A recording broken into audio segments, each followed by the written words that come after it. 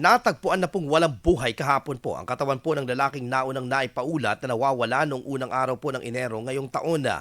Base sa report po ng pulisya, ang biktima ay isang 36 anyos na lalaki na napaulat na nawawala sa Pugaro Beach, Dagupan City.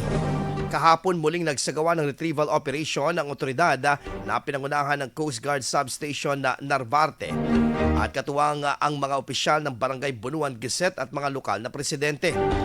Ayon po kay Erickson Tana, isa sa mga kasamaang nakibahagi sa operasyon, hindi tumigil ang mga otoridad at mga kasamahan nila sa paghahanap upang matunton ang nawawalang lalaki.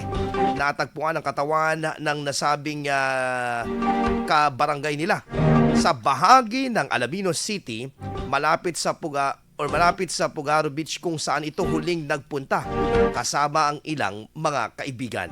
Linawin ko lamang po yung balita po natin na paulat po kung saan po natagpuan. Ito po ay sa may Lukap, Wharf, Alaminos City, na nawala po malapit po sa Pugaro Beach. IFM News. IFM News.